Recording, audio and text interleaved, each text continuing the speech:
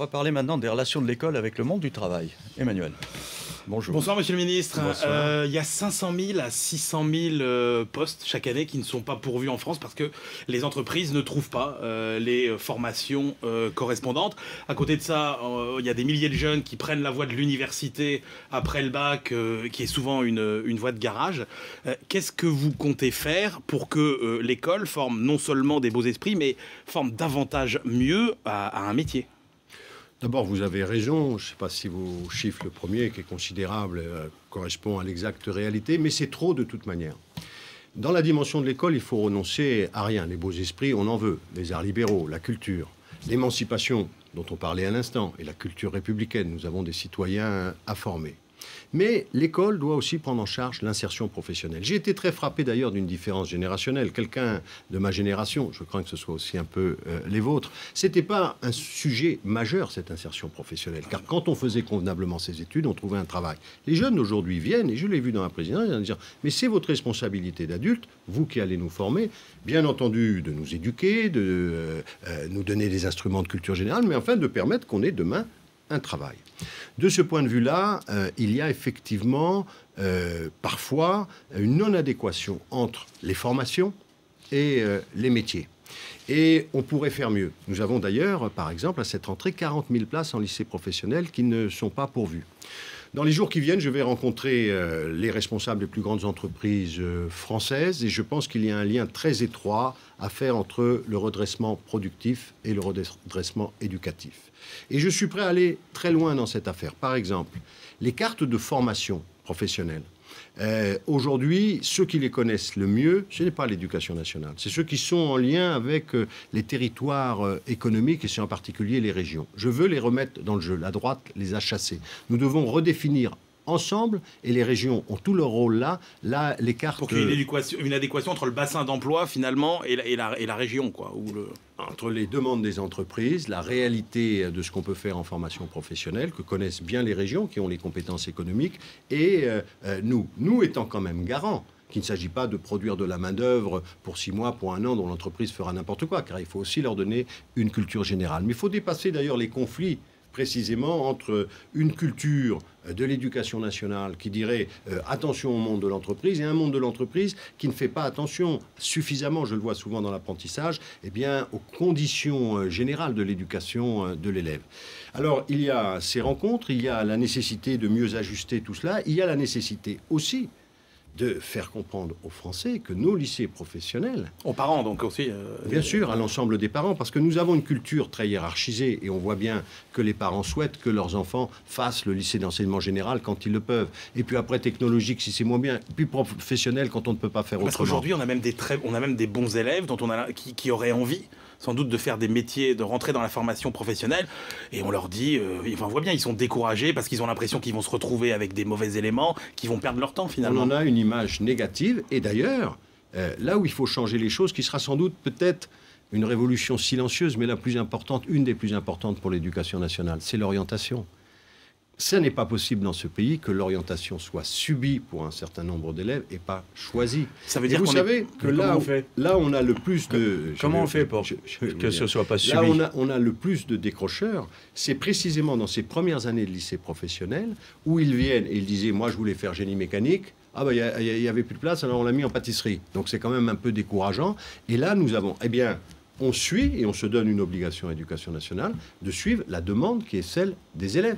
On donne, et nous en discutons dans la concertation, la possibilité aux parents d'arbitrer l'orientation. Pourquoi ce serait nécessairement les professeurs qui choisiraient? Il y a des tas de pays où nous devons, nous, services publics, eh bien, nous mettre en situation d'honorer la demande de l'élève. Comment convaincre des parents qui souhaitent que leur rejeton continue dans le secteur général, alors que manifestement il n'a pas les acquis suffisants pour espérer obtenir un succès dans cette voie-là? Comment les convaincre que le lycée professionnel, ça peut être quelque chose de très valorisant? En faisant exactement l'inverse de la façon dont vous avez posé votre question. Je vais le mettre en professionnel parce qu'il ne peut pas suivre l'enseignement général. Ça, c'est 150 ans de France qui produisent ce gâchis. Je vais le mettre en professionnel alors qu'il pourrait très bien suivre le général. Mais le professionnel, c'est très bien aussi, et c'est ce qu'il préfère. Mais ça ne sera pas « je ne peux pas aller là, donc je vais là ». Le lycée professionnel est un lycée de grande valeur. Il y a des tas de formations dans le lycée professionnel que des élèves qui suivent l'enseignement général ne pourraient pas suivre. Ça n'est pas du tout l'image qu'on a aujourd'hui. L'informatique, la robotique sont présentes dans ces lycées. Ils sont mal connus et je crois d'ailleurs que nous ferons une campagne publique pour les faire mieux connaître. J'irai les visiter avec un certain nombre de personnalités, mais aussi nous adresserons à tous les Français, car il y a là, on parle de la compétitivité française. Eh bien, pour la compétitivité française, nous avons une ressource considérable. Un dernier point que les Français ne savent pas, comme ça je peux le dire, c'est que nous exportons nos lycées professionnels. Si vous allez aujourd'hui au Mexique, toute l'industrie hôtelière mexicaine, c'est le premier poste quand même au Mexique, ce sont des Français, des lycées professionnels que nous exportons là-bas. Il y a beaucoup de gens qui nous demandent, c'est le cas même en Asie, c'est le cas en Amérique du Sud, notre savoir-faire sur les lycées professionnels. Donc essayons de faire en France qu'il soit davantage valorisé. On a beaucoup de travail parce que, comme souvent, l'école, c'est pas simplement dans le fond des décisions, des circulaires, c'est aussi changer précisément toute une hiérarchie de valeurs et s'attaquer donc aux mentalités. Mais c'est une filière qui doit être comprise comme une filière d'excellence. Le dernier qui avait fait un très bon travail là-dessus, ça me permet de le féliciter, c'était Jean-Luc Mélenchon lorsqu'il était ministre délégué. Qui avait été suivi par son ministre de tutelle à l'époque. Oui, il avait fait beaucoup de choses qui restent, les lycées des métiers. Justement, vous parliez de l'accent sur l'école primaire, vous parliez de l'informatique. En Estonie, ils ont décidé qu'ils apprendraient dès l'école primaire la programmation informatique. Donc je dis bien, on n'apprend pas à utiliser des ordinateurs, on fait des programmes. Nous, pendant ce temps-là, j'ai l'impression qu'on en est encore à débattre. Moi, ça fait 20 ans que j'entends débattre sur la place de l'éducation civique. Est-ce qu'on en met, est-ce qu'on n'en met pas? Est-ce qu'il ne serait pas temps quand même de se projeter dans le 21e siècle un petit peu? Bien sûr, ce qu'il faut que nous fassions, c'est l'un n'est pas exclusif de l'autre. C'est la République du 21e siècle. Et vous savez, je rencontrais Jean-Pierre Jouyet à la Caisse des dépôts récemment. Je disais, la Caisse des dépôts, elle avait contribué, vous savez, à créer des écoles dans chaque village de France. Elle va contribuer maintenant à faire entrer la République dans le 21e siècle, c'est-à-dire la e-éducation. Dans les projets du président de la République, mais un projet que j'ai eu l'occasion à plusieurs reprises déjà de développer et qui sera annoncé définitivement dans 2 mois, notre grand projet, c'est la e-éducation. C'est un ressort considérable pour la diversité des pédagogies. C'est bien entendu une possibilité de reconnaître, je l'entendais tout à l'heure chez une parente d'élève, la diversité des excellences. C'est la possibilité de donner goût à apprendre à beaucoup d'élèves avec les serious games. C'est la possibilité de faire de l'auto-évaluation. C'est la possibilité de faire venir dans chaque foyer, imaginez, dans chaque foyer, les ressources que nous avons aujourd'hui, des musées, donc, de la science. Ça veut dire que c'est la fin des manuels scolaires trop lourds et dépassés. Je vous enverrai à ma place à la négociation avec nos filières édittoriales, donc je ne vais pas l'annoncer comme ça. Si je prends l'exemple des manuels d'économie aujourd'hui, pour prendre quelque chose qu'on connaît un peu, je veux dire, il y en a très peu qui vous parlent de ce que c'est que la crise qu'on vit depuis 4-5 ans, par exemple. Je ne critiquerai pas les manuels d'économie, mais il faut dématérialiser. Nous avons là des ressources absolument considérables. Certains professeurs le font, vous savez. Ce qui est d'ailleurs curieux en France, et là le primaire a été encore victime, les collectivités locales ont pas mal mis de moyens pour, mais surtout le collège et le lycée, mais nous n'avons pas les ressources pédagogiques. Et donc je veux créer une très grande filière française de production pédagogique de la e-éducation. Donc on aura tous nos enfants avec des tablettes bien sûr, sont des négociations. Et plus que ça, des choses qui arrivent sur leur tablette. Il faudrait qu'il y ait une exception éducative comme il y a une exception culturelle, puisqu'on va nous demander de payer. Mais comment vous allez payer dans une salle de classe pour voir un tableau, pour entendre une musique Et donc, il faut, comme ça se fait dans d'autres pays, que nous ayons cette possibilité-là. Nous sommes en train de négocier. L'horizon, la prise de décision, elle doit être là, elle est dans la grande loi. Non mais concrètement, les parents, ils verront ça quand? Un des grands chapitres de la grande loi, c'est la e-éducation. J'imagine que nous sommes capables, sur 5, 6, 7 ans, de faire que le pays s'installe, que la filière... On verra des choses avant la fin du quinquennat. Non, avant la fin du quinquennat, vous verrez des choses, mais c'est un aspect très important, j'y tiens beaucoup. Pourquoi il n'y a pas de grande politique en France sur la lutte contre les violences, parce qu'on annonce des plans et on passe à autre chose. Il faut du temps pour l'action publique. Nous allons y mettre beaucoup de moyens, vous verrez, y compris sur l'éducation. Nous allons faire regarder le service public de l'aide aux devoirs. Il y a plein de sociétés privées qui sont en train de se mettre sur ce créneau tout à fait normal. Pourquoi il n'y a pas un grand service public? Nous avons l'ONICEP. On parlait de l'orientation, on fait des choses formidables avec...